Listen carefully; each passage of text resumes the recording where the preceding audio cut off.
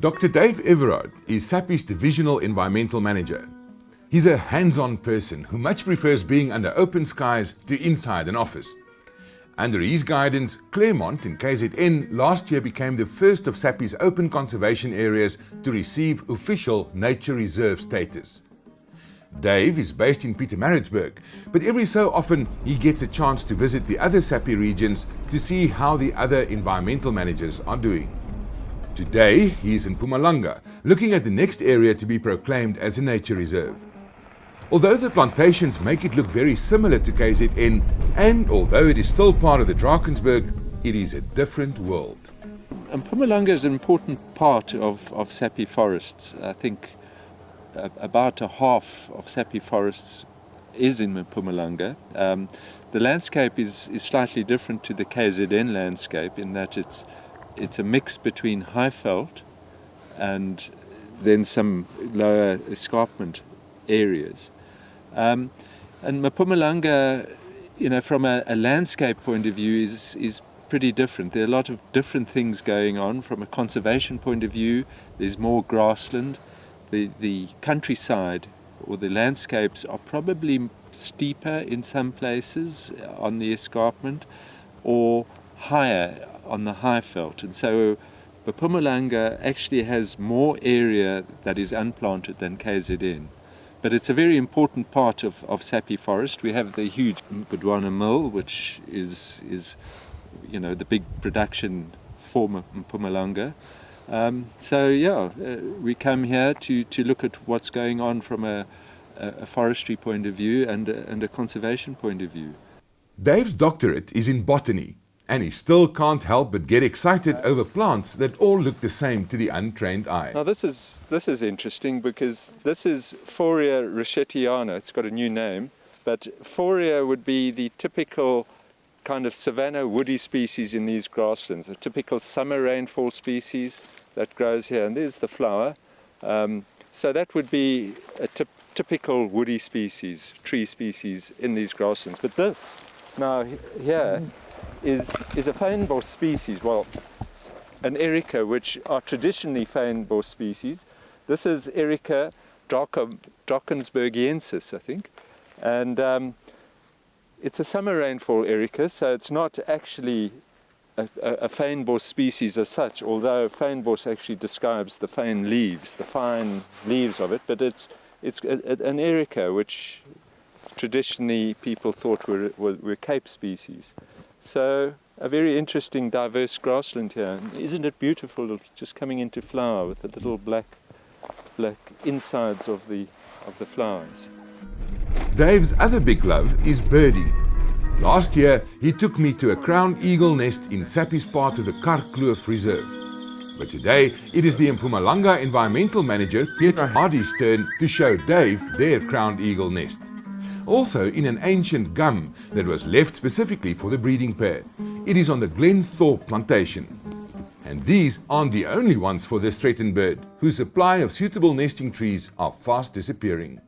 We know of approximately 12 nests that are on Sappi land in Mpumalanga, of which about 8 are active. They're not always active at the same time, so you'll have 5 to 4 every year that will be breeding. This nest has been here before my time. I got here 5.5 years ago and it was already breeding here. Okay. And the nest is pretty stable, or is it blown down? Well, actually in the last 6 years the nest is blown down twice, 2-3 times already. Yeah. Okay. And every second odd year it actually falls down. About 30% of Sappi's land is unplanted. Using the rapid assessment and other tools, they've identified all the areas which are of conservation value. Some of these will one day also be declared official nature reserves.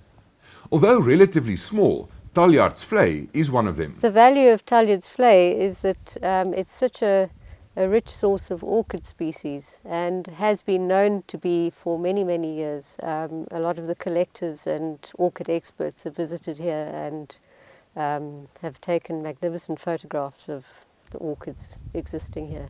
And that's why this particular area, although it's only about 30 hectares in size, it is on the candidate list to be set aside as a proclaimed nature reserve because of its high diversity. Yeah. This is also one of our grassland monitoring sites, and we do monitor it every third year to see whether we need to increase the burning frequency or change it in any way through the species composition.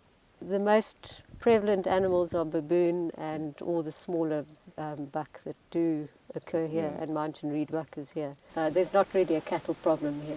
So all this turning up here is, you think, baboon mostly? Baboon and maybe a few bush pig? It could be bush pig as well. Yeah, I mean, I really point the blame fairly and squarely on baboon. I think they are very destructive in their foraging habits, because they do uproot a lot of the tuberous plants, and it looks quite devastating at times when they move through. These rocky ridges coming through the wetland are also important for diversity. They have a whole host of different helichrysums and a whole range of other species. This one has got shorter leaves to the other species we saw earlier, and so I think it's Helichrysum reflexum. And then this one forms a mat over the rock and creeps. You can see it creeping up there on the surface of the rock. This little thing here is a type of Euryops. It's a member of the Compositae family, and it has a bright little yellow flower, and also occurs in these sort of moist rocky areas.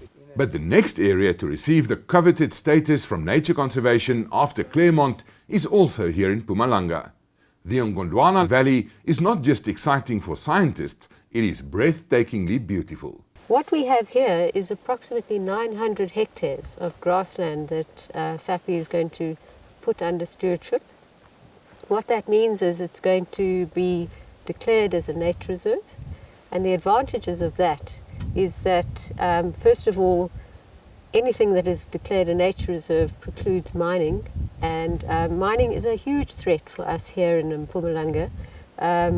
We have so many mining applications for prospecting and exploitation of our mineral resources, which is not a bad thing, but we have to identify the important conservation areas and not allow that to go under mining. Another important aspect of why this is a good stewardship site is that whenever you have a grassland that adjoins an existing nature reserve, it immediately increases the importance of it, because it gives a much wider area of conservation. And just across the river and the dam on the other side is the Berlin State Forest, and that's the Kutsia Nature Reserve that has been proclaimed. So it makes it a very large conservation area. Not just for the grasslands, but also for the indigenous forests that have all but gone forever. And of course, the rich human history which goes back for centuries. As the most recent landowners, it is important that Sappi fulfill their role as custodians who will one day hand over to future generations responsibly.